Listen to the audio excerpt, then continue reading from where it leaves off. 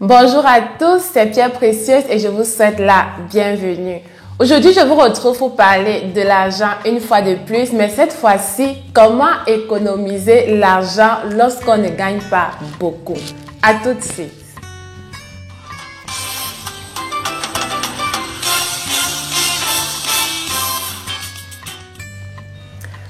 Comme je le disais, dans cette vidéo, nous allons voir comment économiser l'argent lorsqu'on ne gagne pas beaucoup. En fait, il va s'agir d'attirer notre attention sur des petites négligences que nous faisons souvent et qui nous prennent de l'argent sans que nous puissions nous en rendre compte. La première chose sur laquelle je vais parler, c'est ce qu'on appelle les abonnements. Vous savez, il y a les abonnements de beaucoup d'autres. Il y a les abonnements Internet, abonnements Netflix, abonnements, bref, il y en a beaucoup. Je vais prendre l'exemple de 3 en particulier. Prenons l'exemple de quelqu'un qui s'est abonné à Netflix, par exemple. Netflix qui est à la mode et qui paye 7 euros. 7 euros, c'est le minimum, je pense, à Netflix, qui paye 7 euros par mois qu'on coupe automatiquement. Cette personne travaille tous les jours et lorsqu'elle rentre le soir, elle est fatiguée et elle n'a pas le temps de regarder Netflix du tout. Et parfois, elle se retrouve en train de regarder Netflix que le week-end, donc maximum 4 fois par mois. Ça fait que vous avez payé un abonnement, vous ne consommez pas votre abonnement, mais on vous coupe automatiquement 7 euros par mois.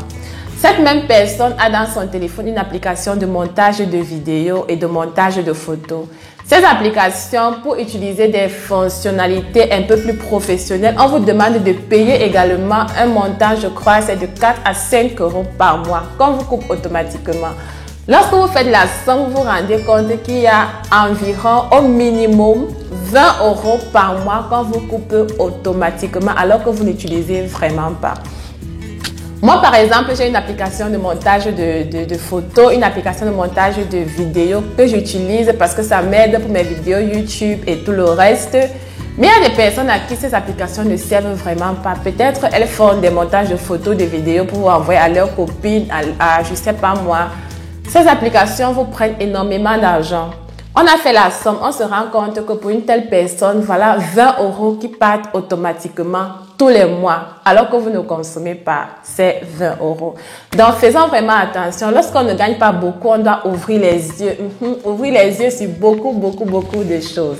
La deuxième chose sur laquelle j'aimerais attirer notre attention, eh bien, c'est l'électricité. Et ça me fait penser lorsque j'étais au lycée. Mon père disait toujours, mais Beryl, pourquoi tu as allumé la lumière? Pourquoi tu as allumé? Il fait jour, tu allumes, ça consomme. Et moi, je disais, ah, il dérange. Mais aujourd'hui, je suis chez moi et nous devons payer les factures d'électricité.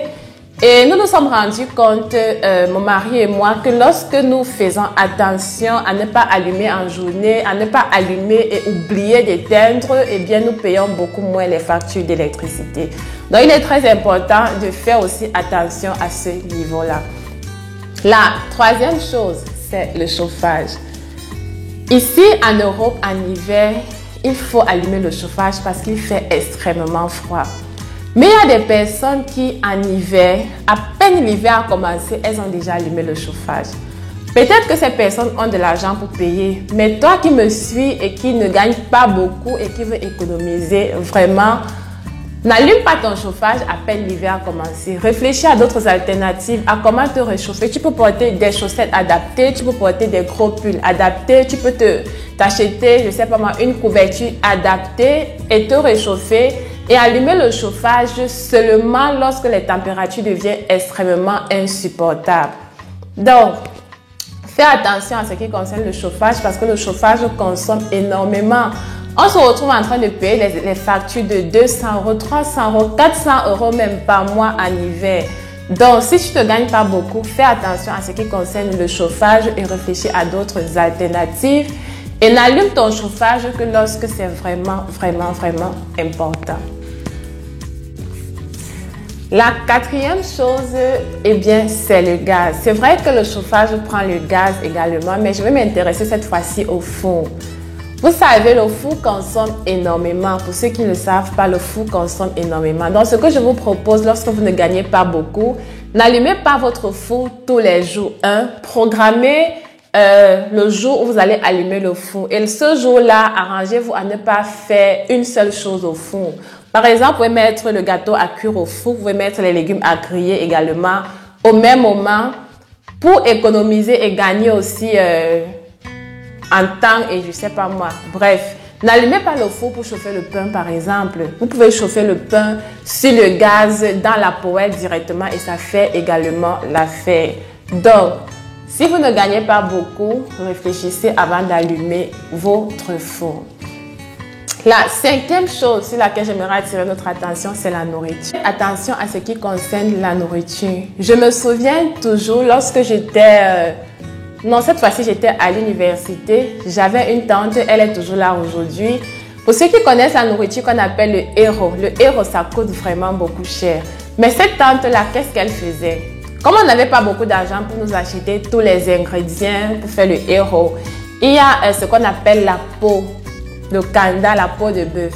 Elle allait au marché très tôt le matin et elle prenait la peau qui n'était pas encore bien nettoyée là, avec les poils qu'il fallait encore nettoyer. Donc elle prenait cette peau là, elle rentrait à la maison, elle passait au feu, elle grattait, elle enlevait la peau et elle enlevait les poils et je vous assure, on avait presque toujours la peau au congélateur et on mangeait notre héros comme des boss alors que nous, on n'était pas boss. Donc, il y a aussi le fait qu'il faut se sacrifier un peu, il faut travailler un peu. Lorsqu'on ne gagne pas beaucoup, il faut travailler pour pouvoir économiser. Et ça, je me souviens également la période des tomates au Cameroun. Il y a cette tomate-là qui était cassée, ce n'était pas gâté, juste cassée dû au transport et tout le reste. On achetait, on rentrait à la maison, on nettoyait et on mettait en paquet pour mettre au congélateur. Il y a alors des personnes qui n'aiment pas travailler, qui ne veulent pas se mettre à nettoyer la peau, alors ils vont se mettre à nettoyer tout et tout. C'est une astuce vraiment. Si tu me regardes et que tu ne te gagnes pas beaucoup, pense à ça vraiment. Il y a des supermarchés, il y a des trucs qui coûtent très cher parce qu'ils sont déjà nettoyés. Prenez vos carottes par exemple. Telles qu'elles sont, rentrez à la maison, découpez et mettez au congélateur. Prenez les haricots verts, découpez, rentrez à la maison, découpez et mettez au congélateur. Ça ne sert à rien d'acheter ce qui est déjà découpé et qui coûte beaucoup plus cher alors que vous pouvez faire ça vous-même. L'autre chose qui nous prend de l'argent et parfois qu'on ne s'en rend pas compte, eh bien, c'est ce qu'on appelle les achats en ligne là. Vous vous baladez sur internet, vous voyez une jolie robe ou bien une jolie paire de chaussures et vous commandez. Parfois, vous dites que ça ne coûte pas cher, c'est seulement 10 €. Oui, c'est 10 €. Vous allez payer les frais d'expédition 13 €. Et parfois, vous pouvez faire ça peut-être 4 fois le mois. Vous vous baladez comme ça, vous dites que, je ne sais pas, peut-être qu'il faut se faire plaisir. Disons que vous faites ça 2 fois le mois. 2 fois le mois, ça fait déjà combien? Ça fait déjà au minimum 20 € que vous avez dépensé comme ça en disant que ça ne coûte pas cher.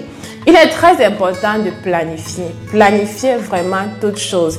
Si vous avez besoin des chaussures, eh bien, planifiez un moment pour pouvoir vous acheter les chaussures. Moi également, j'ai eu du mal avec cette méthode, mais ça marche. Je me rappelle, mon mari me disait toujours, chérie, il faut planifier. Non, il faut planifier, il faut planifier. Et je vous assure, ça marche. Lorsque vous planifiez, cela vous évite de gaspiller inutilement. Si vous avez des chaussures, vous avez besoin des chaussures, eh bien planifiez et le moment viendra, vous achèterez vos chaussures. La dernière chose que je vais dire dans cette vidéo, c'est ce qu'on appelle les réunions. Si vous êtes africain, vous connaissez ce qu'on appelle les réunions. Je ne vous empêche pas d'aller aux réunions, mais les réunions nous prennent énormément d'argent. Pourquoi? Je m'explique. Si vous faites partie d'une réunion, c'est compréhensible. Si vous faites partie de 2 réunions, ça peut encore se comprendre. Mais si vous faites partie de 5 réunions, alors que vous ne gagnez même pas beaucoup, comment est-ce que vous allez faire pour vous en sortir? C'est vrai que vous allez dire que vous comptez sur la tontine et tout ça, mais imaginez un seul instant qu'il y ait quelqu'un dans ces réunions qui ait un problème et qu'il faut cotiser. Vous imaginez pour combien de personnes est-ce que vous allez cotiser? Vous allez cotiser pour 5 personnes dans 5 réunions différentes, alors que vous n'arrivez même pas à manger chez vous. Donc, faites gaffe à ce qui concerne les réunions lorsque vous ne gagnez pas beaucoup. Voilà, c'est la fin de cette vidéo. J'espère que vous avez tiré 1 ou 2 conseils de ces habitudes que je viens de citer. N'hésitez pas à me dire ce que vous en pensez sous les commentaires, à me poser vos questions, surtout à vous abonner, à partager Et je vous dis à très bientôt pour une autre vidéo. Que Dieu vous bénisse. Bye bye.